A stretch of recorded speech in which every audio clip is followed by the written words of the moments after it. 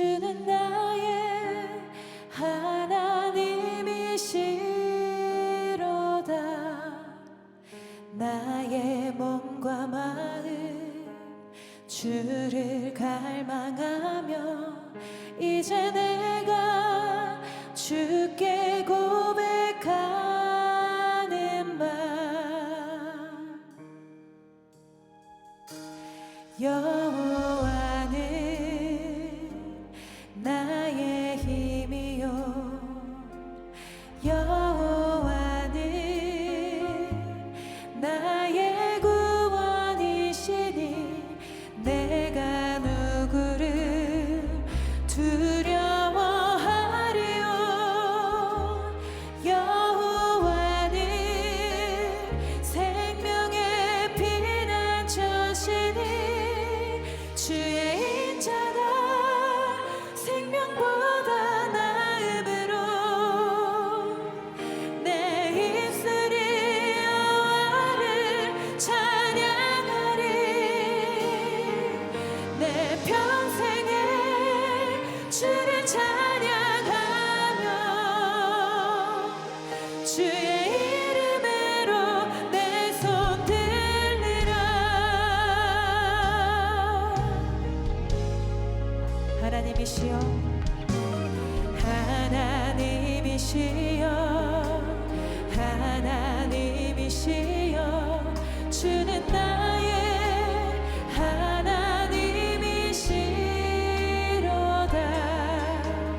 나의 몸과 마음 주를 갈망하며 이제 내가 주께 고백하는 말.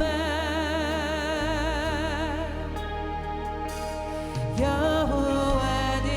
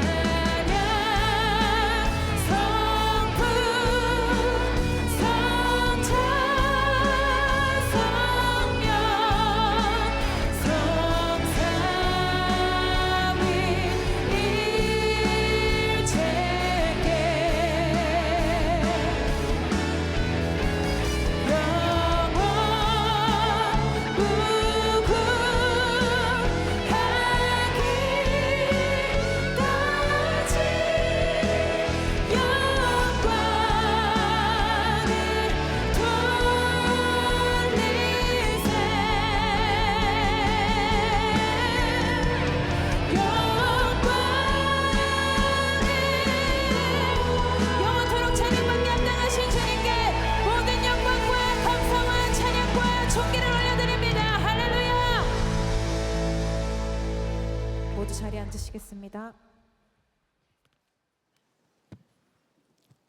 사랑의 하나님 아버지, 폭염으로 힘든 8월을 하나님의 은혜로 살게 하시고 가을의 초입인 9월 둘째 주 성찬 주일 예배를 하나님께 드리게 하시니 감사합니다.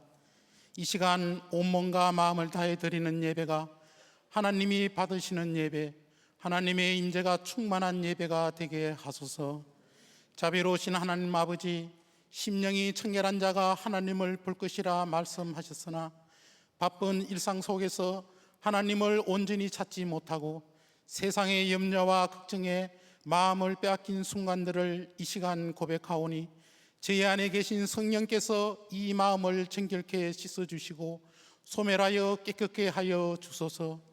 그리하여 저희의 연약함을 통해서도 하나님의 의를 이루시고 저희의 실수를 통해서도 선을 이루시는 그 하나님의 놀라운 은혜와 하나님의 경륜을 바라보게 하소서. 은혜로우신 하나님 아버지, 하나님의 말씀을 갈망하여 예배당에 나왔습니다. 이 시간 예배드리는 모든 성도들의 삶에 하나님의 한량없는 은혜를 부어 주소서.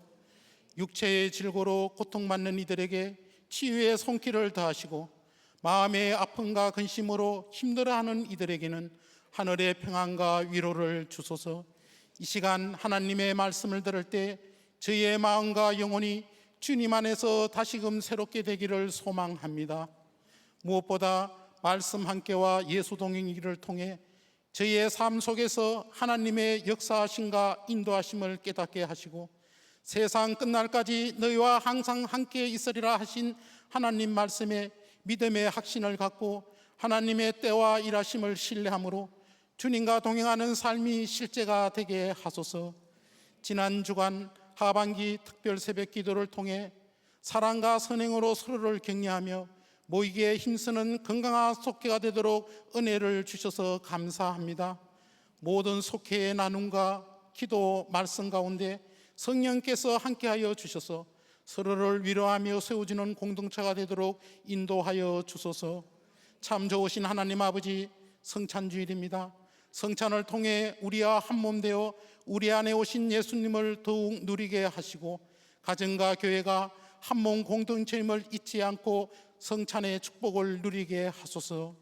이 시간 말씀을 선포하시기 위하여 단위에 세우신 김다희 담임 목사님 영육간에 강건케 하시고 건세 있게 하셔서 벼랑 끝에서 붙드시는 손길이 있다라는 제목으로 말씀을 전하실 때 말씀에 귀 기울여 듣는 모든 사람들이 성령의 역사하심을 체험하고 은혜 받는 귀한 시간이 되게 하소서. 하나님께서 담임 목사님을 통해 이루시고자 하시는 목회 사역과 선교 비전에도 형통함을 더하여 주소서. 기도하며 정성껏 연습하여 올려드리는 더 브릿지 찬양대의 찬양을 하나님께서 기뻐 받으시고 찬양대와 기도자와 봉사자들에게 성령의 충만함과 넘치는 축복을 허락하여 주소서. 저희의 인생 가운데 늘 함께 하시며 인도해 주시는 예수님의 이름으로 기도합니다. 아멘.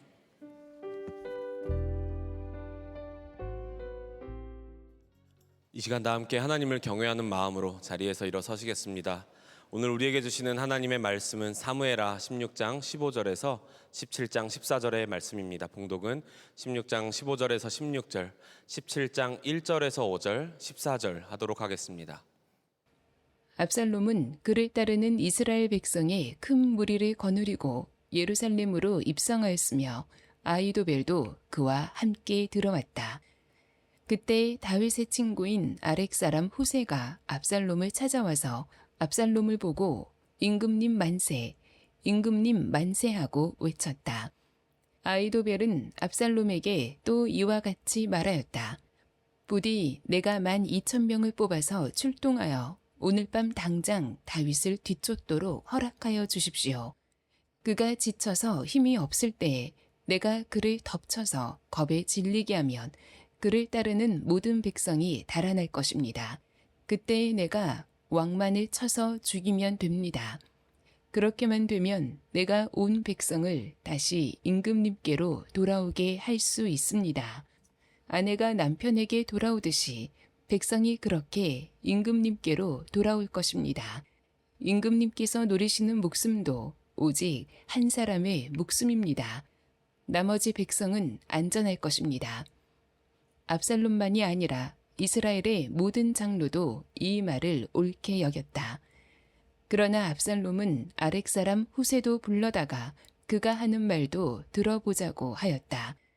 그러자 압살롬과 온 이스라엘 사람이 아렉 사람 후세의 모략이 아이도벨의 모략보다 더 좋다고 찬성하였다. 주님께서 이미 압살롬이 재앙을 당하게 하시려고 아이도벨의 좋은 모략을 좌절시키셨기 때문이다. 아멘. 하나님의 말씀입니다. 다 함께 자리에 앉겠습니다. 네, 여러분 평안하셨습니까? 오랜만에 뵙습니다. 얼굴 잊어버릴 뻔했습니다.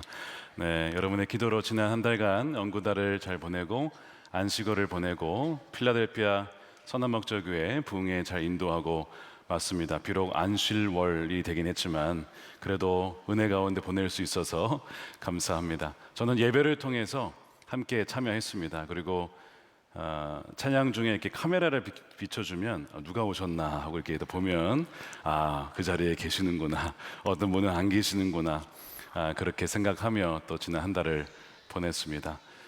다시 한번 뵙게 되어 감사하고 또 반갑고 이번 9월 다시 우리 사무엘하 말씀으로 돌아가도록 하겠습니다. 하나님의 나라를 세우는 사람 19번째, 벼랑 끝에서 붙드시는 손길이 있다라는 제목의 말씀을 나누겠습니다. 최근에 인공지능 AI 기술이 굉장히 발전하고 있습니다. 아마 앞으로 5년, 10년 뒤면 어마어마하게 세상은 바뀌어 있을 겁니다. 그래서 주는 유익도 굉장히 많이 있지만 그만큼 우리에게 위협이 되는 기술도 동시에 발전하고 있습니다. 실제로 작년 미국 애리조나 주에서 벌어진 일입니다. 제니퍼라고 하는 어머니가 차를 몰고 운전을 하고 있는데 모르는 번호로 전화가 왔습니다. 받아보니까 딸이에요.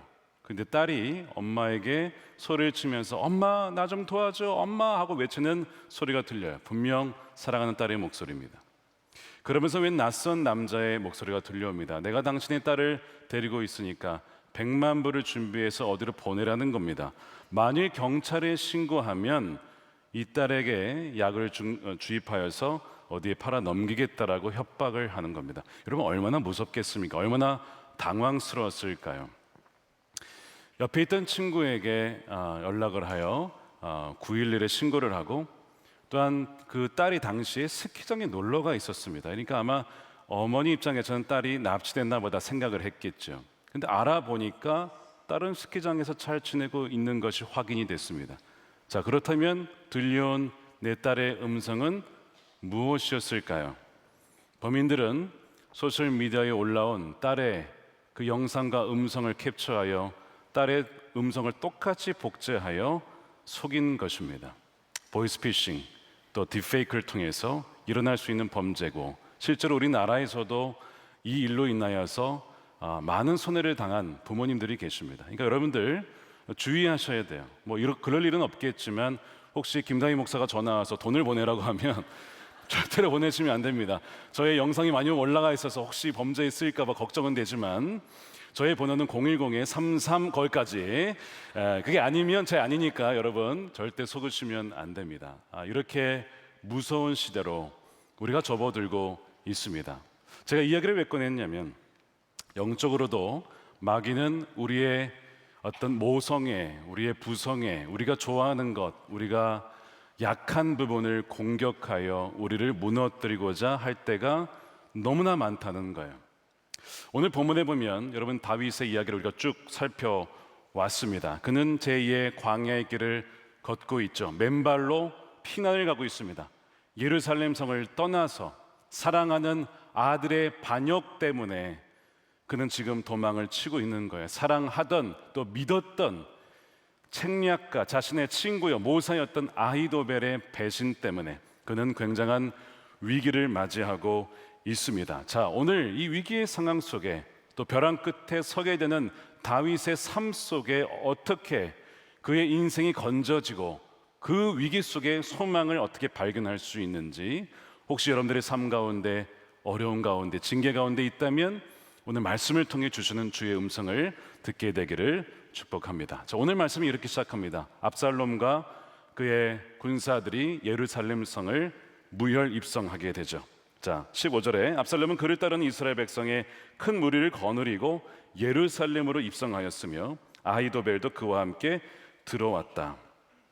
자, 그래서 이 아히도벨이 몇 가지 계략을 제안합니다. 첫 번째는 무엇이냐면 다윗 왕이 두고 간 후궁과 함께 동침하라는 겁니다.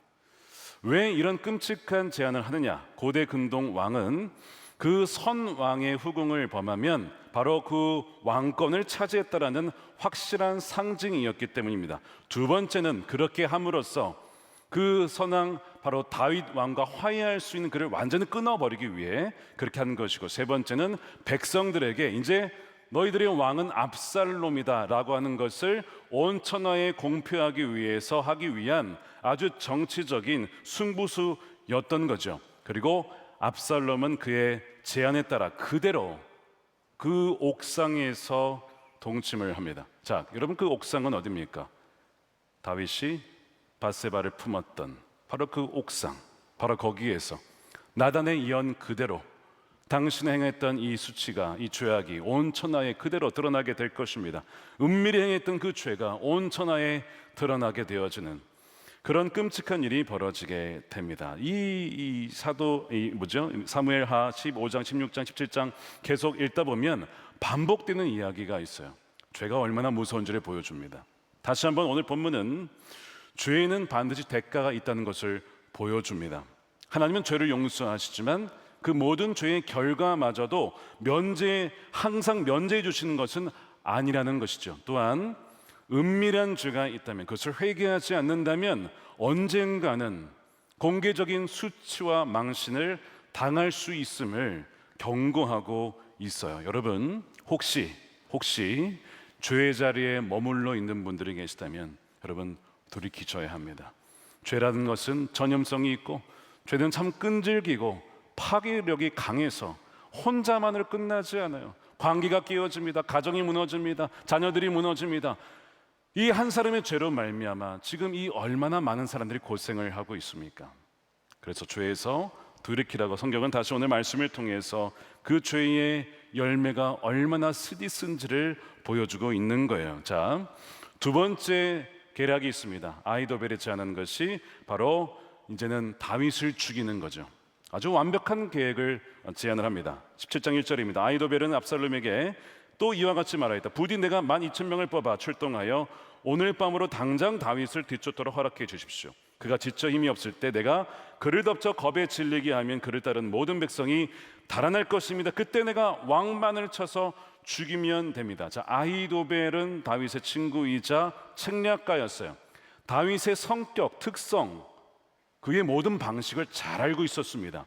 그래서 어떻게 하면 다윗을 살릴 수 있는지, 어떻게 하면 다윗을 죽일 수도 있는지를 아는 사람이 아히도벨입니다. 그의 계략이 왜 완벽했는지 세 가지 이유가 있습니다. 첫 번째, 바로 속도입니다.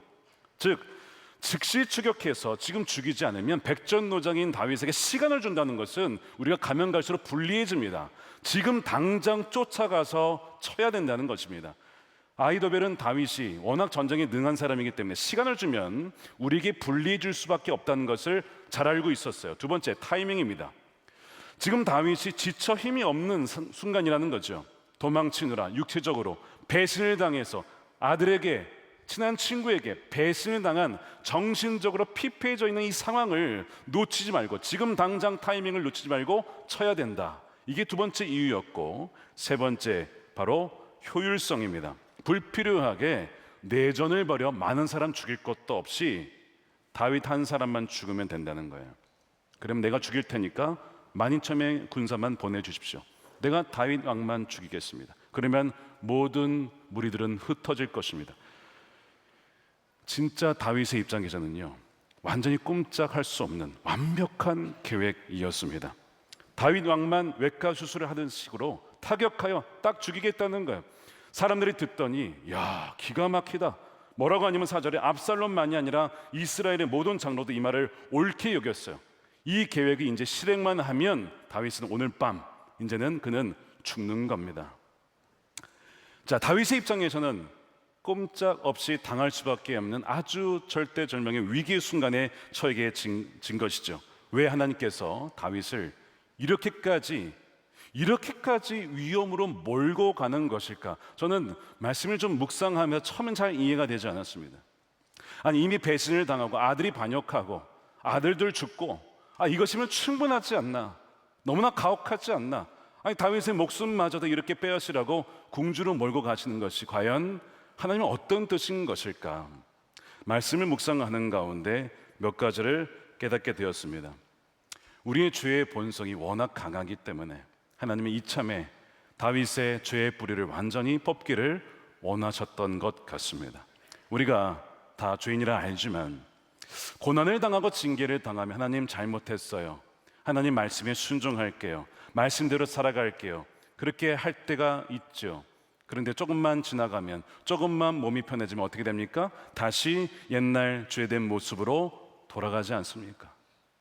하나님이 다윗을 잘 알고 있었어요. 그래서 마음은 아프지만 그로 하여금 다시는 그 음란과 그 간음과 그 정욕의 죄에 빠져나가지 않도록 하기 위하여, 그의 근본적인 교만의 뿌리를 다루기 위하여 이 죽음의 상황까지 다윗을 밀어붙이시는 것이죠.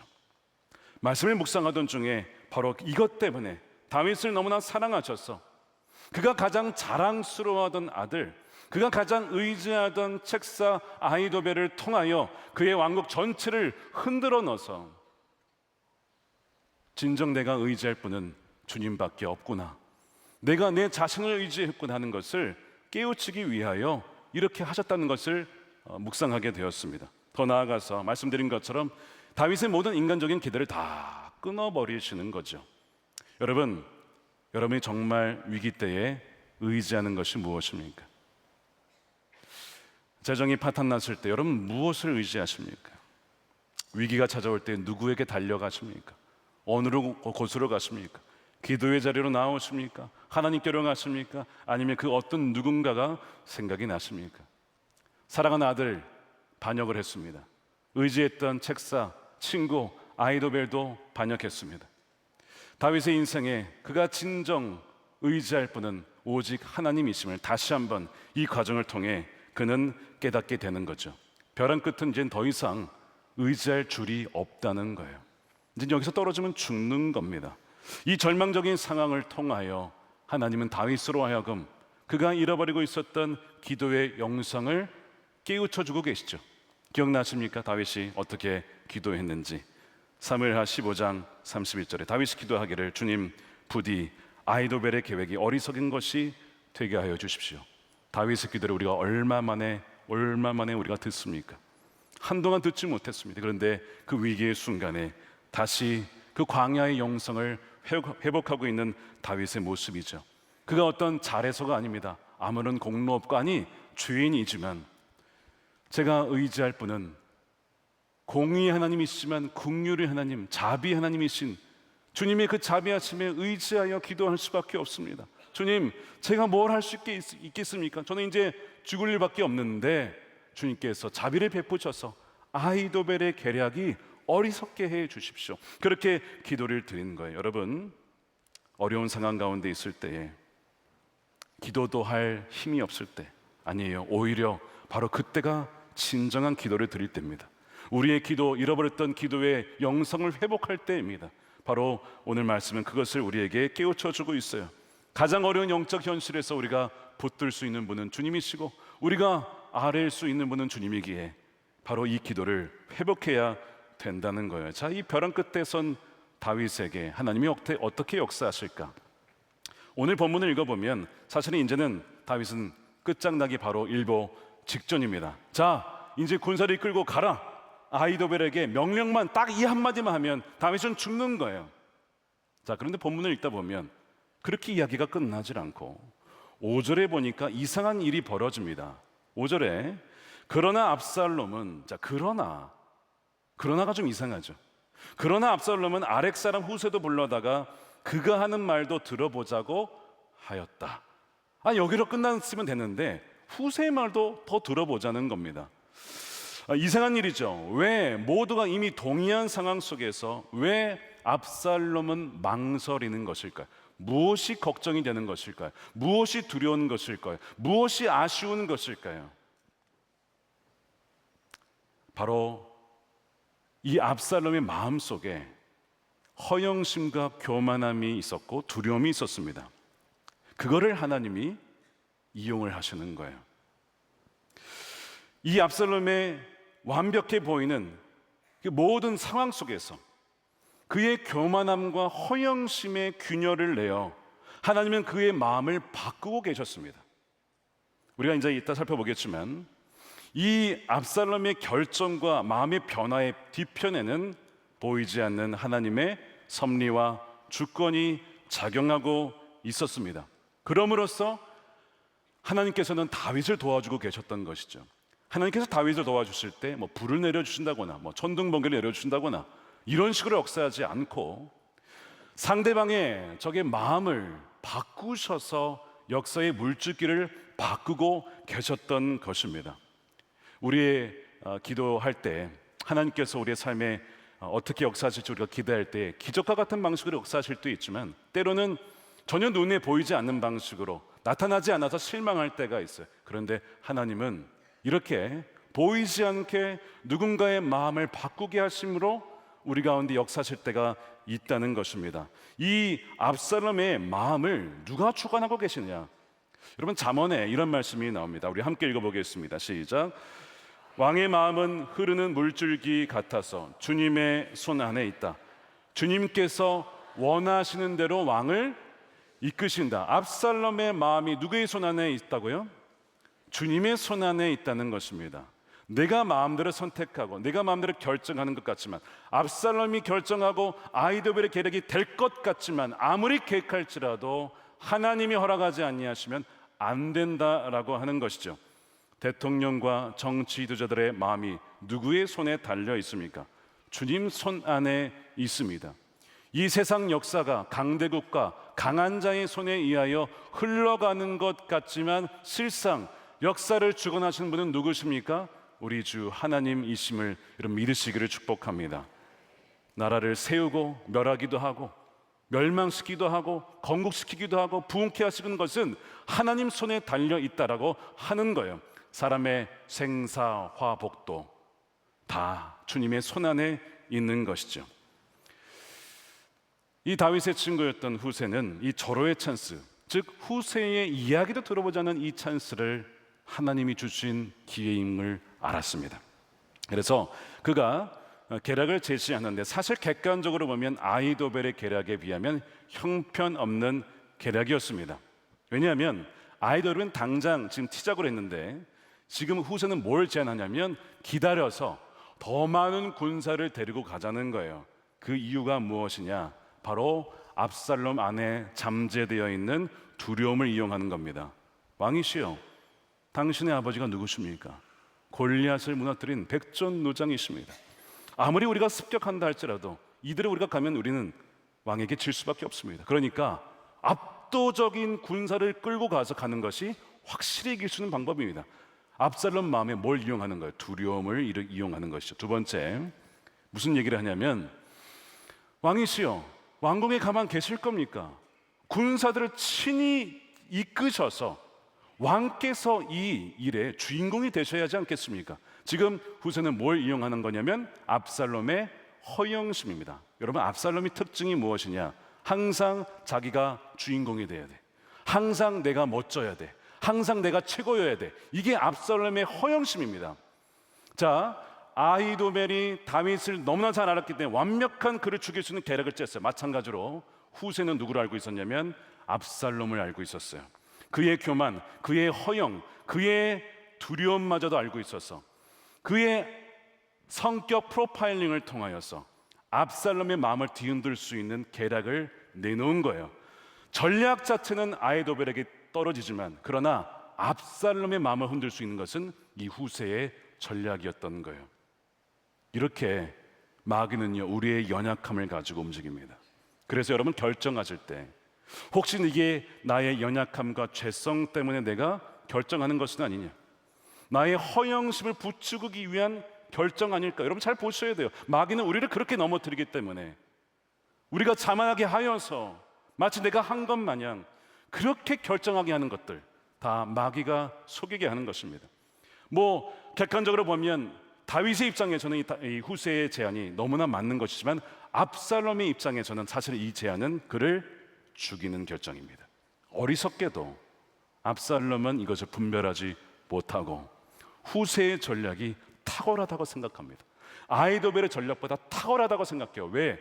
내가 주인공이 되는 전략이니까, 내가 뜨는 전략이니까 너무 좋은 거예요. 그래서 뭐라고 되어 있습니까? 자, 14절에 그러자 압살롬과 온 이스라엘 사람이 아렉 사람 후세의 모략이 아히도벨의 모략보다 더 좋다라고 찬성하였다. 방금 전까지만 해도 아히도벨이 최고라고 해놓고선 금세 마음이 바뀌는 거 보십시오. 사람의 마음이 이렇습니다. 사람의 마음이 이렇게 출렁이는 바다와 같다는 거예요. 믿을 만한 것이 되지 못합니다. 이랬다가 저랬다가 이랬다가, 이것이 인간의 마음인데 어찌 거기에 우리 인생을 걸 수가 있겠습니까? 그런데 성경은 이 압살롬이 이렇게 결정한 배후가 누가 한 것이냐, 그 역사의 커튼을 거두어 보면 바로 하나님이 그렇게 하셨다는 것을 오늘 성경 말씀에 증거하고 있습니다. 오늘 핵심 구절입니다. 14절 후반부입니다. 왜냐하면, 뭐가 왜냐하면입니까? 왜 압살롬이 그런 결정을 했냐면 주님께서 이미 모든 것을 그분의 뜻대로 이끌어 가시는 주님께서 압살롬이 재앙을 당하게 하시려고 아히도벨의 좋은 모략을 좌절시켰기 때문이다. 주님께서 그렇게 하셨다는 거예요. 참 놀라운 신비죠. 하나님의 주권과 인간의 의지, 자유의지가 이게 모순이 아니라 이게 조화가 된다는 거예요. 압살롬은 자기가 어떤 강제로 선택을 한 게 아니에요. 자기가 좋은 걸 선택한 건데, 그런데 그것이 하나님께서 만드셨다는 것이죠. 참 신비로운 일이에요. 하나님께서 우리의 삶을 주관하고 계시다는 것을 보여주고 있죠. 동시에 이것은요, 은혜가 되기도 합니다. 다윗을 향한 하나님의 징계가 있지만 거기에는 한계가 있다는 거예요. 어느 선이 있다는 거예요. 그 이상 가지 못하도록 하나님이 막는다는 것이죠. 아무리 마귀가, 압살롬과 아히도벨이 다윗을 쳐 죽여서 완전히 멸망시키려고 할지라도 아니야, 거기까지는 아니야 라고 막으시는 그 손을 절대로 마귀는 넘어갈 수가 없다는 것을 보여주는 거예요. 우리의 삶도 마찬가지입니다. 마귀가 우리의 삶을 파괴시키려고 하죠. 도둑이 오는 것은 죽이고 빼앗고 멸망시키려고 하는 것뿐입니다.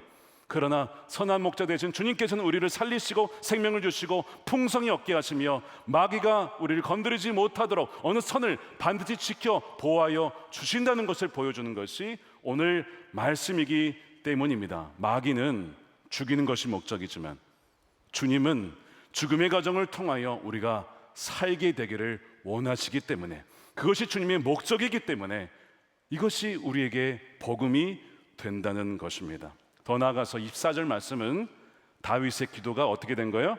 응답되었다는 것을 보여줍니다. 다윗이 기도했을 때 당장 이것이 어떤 하나님의 응답이 있는지 당장은 알기가 어려웠습니다. 물론 후세가 등장했기 때문에 하나님의 응답인가 라는 생각을 했지만 명확하게 전세가 뒤집어진 건 아니었잖아요. 여러분 기도하실 때, 야, 이 기도 하나님이 들으셨다, 어떤 그 확신을 가지고 기도하시는 분 얼마나 되십니까? 그런 분들도 계시겠지만 어떤 분들은 하나님이 듣고 계시긴 하나 하나님이 내 기도에 응답하시긴 하실까, 이런 의문을 갖고 있어요. 피난 중에 간절히 드렸던 다윗의 그 기도, 짧은 기도였어요. 길지도 않았어요. 뭐 1시간, 2시간, 3시간 기도한 것도 아니야. 짧게, 하나님 아히도벨의 모략을 어리석게 해주십시오. 그 기도를 하나님이 들으시고 어떻게 하셨습니까? 아히도벨의 계략은 너무나 완벽했는데 어리석게 만든 것은 바로 압살롬의 마음을, 판단력을 어리석게 만들어서 엉뚱한 계략을 택하게 함으로써 결국 무너지게 만드신 거예요. 하나님이 다윗의 기도에 응답해 주신 것입니다. 여러분, 기도하시다가 낭망하실 때가 있죠. 기억하십시오. 하나님은 여러분의 신음소리도, 여러분의 그 짧은 기도 한마디도 다 알고 계시고 듣고 계시다는 사실입니다. 또한 이 말씀이 우리에게 주시는 은혜가 무엇이냐면, 나단 선지자가 2가지 얘기를 했어요. 너희 집에 징계가 있을 것이다라는 것과 또 하나는 주님께서 당신을 용서하셨으니 당신은 죽지 않을 것입니다. 그 얘기를 했거든요. 징계가 확실했던 것만큼, 가혹했던 것만큼 죽지 아니할 것이라의 약속도 확실한 것입니다. 이 말씀이 성취가 되는 거예요. 다윗은 죽지를 않아요. 하나님은 다윗을 보호해 주십니다. 하나님의 약속은 어떻다는 거예요? 신실하시다. 하나님의 약속은 변치 않는다는 거. 사람의 말은요, 이랬다가 저랬다가 이번 주에 했다가 다음 주에 말이 바뀌고, 그것이 사람의 말입니다. 그런데 주님은 말씀하시면 비록 우리가 원하는 때와 방식으로 똑같이 역사하시는 것은 아니지만 어떻게 하신다고요?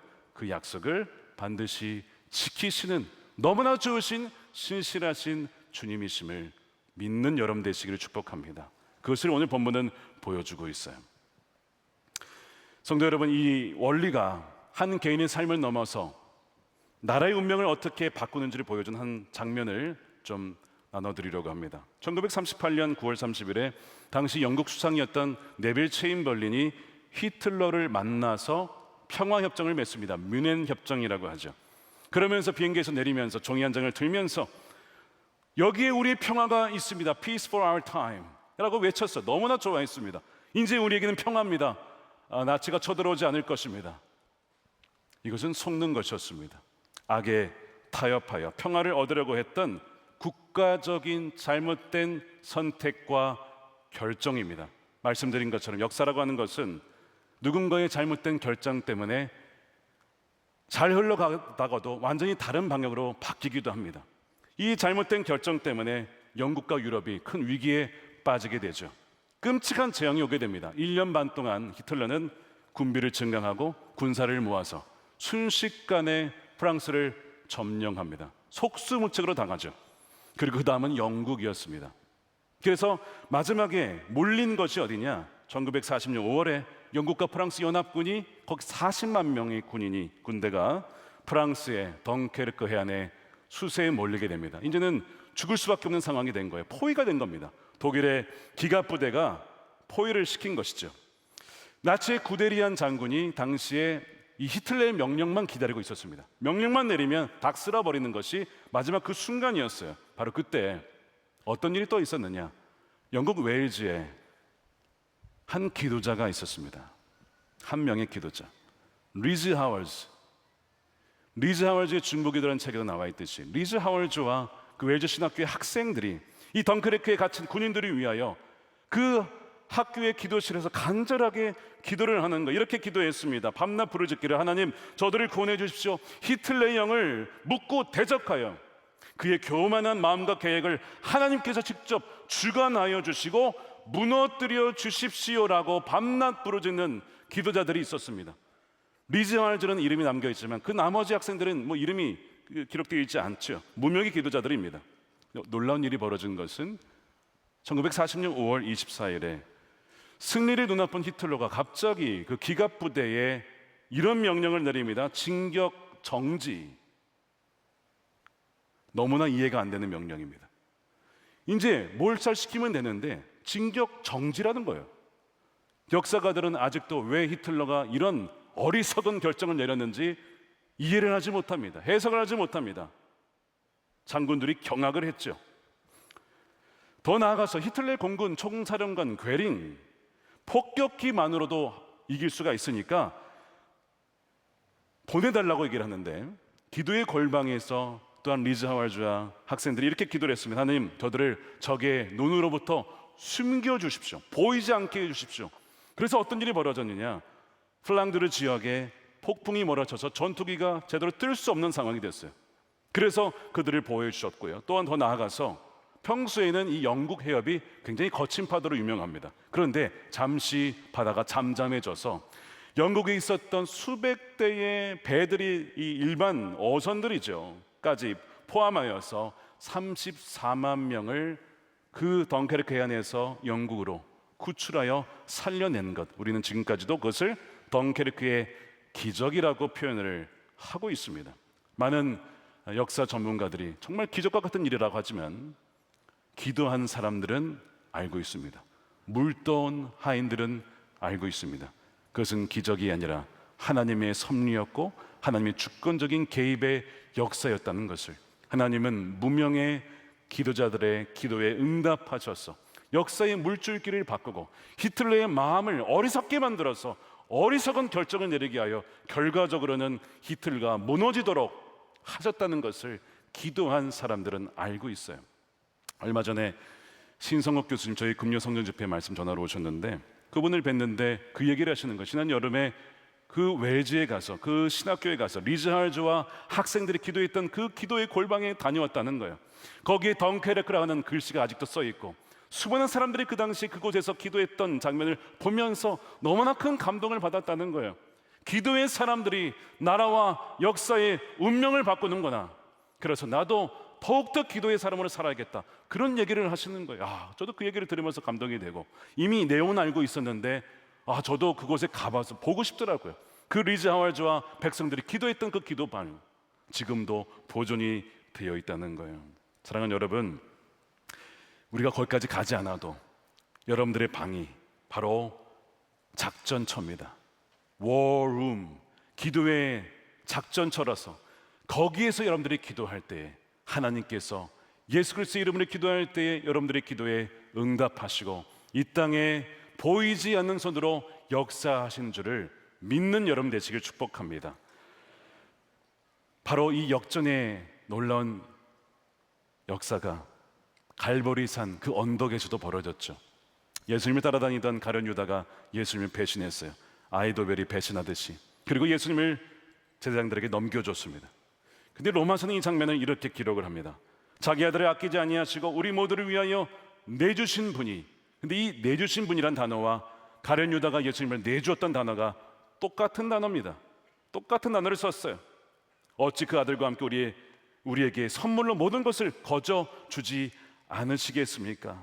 뭘 의미하냐면 인간적인 관점에서 가장 사악한 배신의 행위를 놀라운 하나님의 주권 가운데 우리를 구원하시기 위한 가장 위대한 사랑의 행위로 바꾸셨다는 것입니다. 악을 선으로 바꾸시는 위대한 반전이자 벼랑 끝에서 붙드시는 하나님의 손길이 우리 가운데 있다는 것, 그 분명한 증거가 뭐라고요? 바로 십자가라는 것입니다. 사랑하는 여러분, 이 은혜가 십자가를 통하여 예수 그리스도 안에서 이미 저와 여러분 가운데 있는 줄 믿으시길 축복합니다. 어떤 형편 중에 있어도, 어려움 중에 있어도 하나님은 절대 우리를 버리지 아니하시고 벼랑 끝으로 가서 떨어지지 않도록 결국 우리를 붙잡아 주시는 참 좋으신 분이시라는 사실입니다. 오늘 말씀을 정리하며 세 가지 적용점을 드리겠습니다. 첫 번째, 무력감의 자리에서 항복의 기도를 드리십시오. 무력할 때 기도하기가 쉽지 않아도 오히려 가장 우리가 연약할 때 그때 드리는 기도가 진짜 강력한 기도입니다. 하나님, 저는 아무것도 할 수 없지만, 저에게 남은 공로 없지만 하나님께서 친히 역사해 주십시오라고 드리는 그 절대적인 항복의 기도가 바로 다윗이 드렸던 기도이고 우리가 예수님 안에서 지금도 드려야 될 기도라고 하는 것이죠. 두 번째는 사람이 아니라 하나님과 씨름하십시오. 여러분들에게 상처를 주고 대적하는 압살롬과 아히도벨과 같은 분이 여러분 있으십니까? 그런 분들을 대하면 밉죠. 화가 나죠. 복수해주고 싶죠. 그런데 오늘 말씀 뭐라고 하냐면 그들을 악으로 갚는 것이 아니라, 그들과 싸울 것이 아니라 하나님과 씨름하여 하나님께 나아가라는 것입니다. 하나님, 왜 저 사람이 저에게 이럽니까? 그걸 넘어가서 이 상황을 허락하신 하나님께 나아가면서, 하나님, 이 징계와 연단을 통해서 제가 어떻게 하기를 원하시고 저의 어떤 죄악을 하나님 변화시키기를 원하십니까? 깨트리기를 원하십니까? 그렇게 질문을 바꾸면 마귀의 공격이라 할지라도 징계마저도 우리의 마음과 생각과 우리의 중심을 변화시키는 성숙의 도구가 된다는 겁니다. 마지막 세 번째는 오늘 제목 그대로 벼랑 끝에서 붙드시는 손길이 있음을 여러분 믿고 신뢰하십시오. 보이지 않는 손길이 우리 가운데 있습니다. 주님은 우리를 벼랑 끝에서 죽이시려고 하는 것이 아니라 우리를 오히려 세상의 모든 헛된 것들을 놓아버리고 오직 주님 손만 붙잡게 하시려고, 벼랑 끝에 서봐야 주님만을 진정 우리가 의지할 뿐이라는 것을 알게 되기에 벼랑 끝에서 붙드시는 주님만을 붙잡으라고 주님은 우리에게 이 상황을 허락해 주시는 것입니다. 우리의 시선이 보이지 않는 하나님께로 향할 때에 우리는 그분의 손길이 이미 일하고 계심을 믿음으로 보게 될 것입니다. 이 믿음으로 어떤 상황이 있든지 주님 손만 꼭 붙잡고 끝까지 주님과 동행하는 저와 여러분들이 되시기를 주님의 이름으로 축원드립니다. 아멘. 우리 함께 성찬을 받겠습니다. 우리 기도할 때에, 우리 성찬을 대할 때 이것을 기억하십시오. 성찬은 우리가 당해야 되고 우리가 맞아야 될 모든 저주와 모든 재앙과 모든 죽음의 그 죄값을 주님께서 대신 받으셨다는 거예요. 우리가 맞아야 될 수치를 예수님께서 십자가에서 다 당하셨어요. 그가 멸시를 당하고 그가 찔림을 당함으로 우리는 평화를 얻었고 우리는 나음을 얻게 된 것입니다. 그래서 이 새 언약의 피를 우리가 먹고 마실 때에 주님께서 우리를 얼마나 사랑하시는지, 우리를 있는 그대로 받아들이지만 있는 그대로 머물러 있지 않고 정말 새 사람으로, 주 안에 변화된 사람으로, 죄의 종이 아니라 그리스도의 종과 하나님의 자녀로 살아갈 수 있도록 우리를 인도하기를 원하신다는 것입니다. 오늘 우리가 회개하면서 우리 죄를 돌이키고 또한 동시에 하나님 나를 포기하지 않는 하나님의 사랑에 감사합니다. 회개와 감사 기도를 드리며 우리가 성찬을 받도록 하겠습니다. 기도하겠습니다.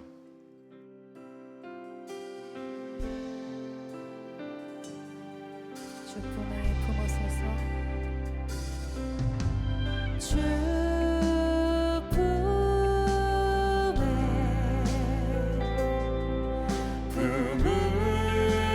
품으소서.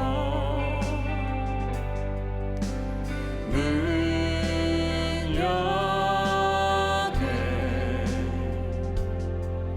발로 덮은 2절 찬양합니다. 주님 안에 나 거하리. 주님 안에 나 거하리. 주 능력 나 잠잠히 믿습니다. 주 능력 나 잠잠히. 우리 두 손 들고 찬양합시다. 거친 파도, 거친 파도 날 향해 와도 주와 함께 날아오르리.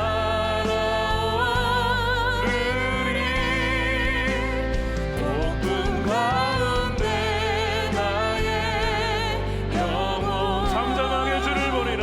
잠잠하게 주를 한번 더 고백합니다. 거친 파도, 거친 파도 날 향해 와도 주와 함께 날아오르리.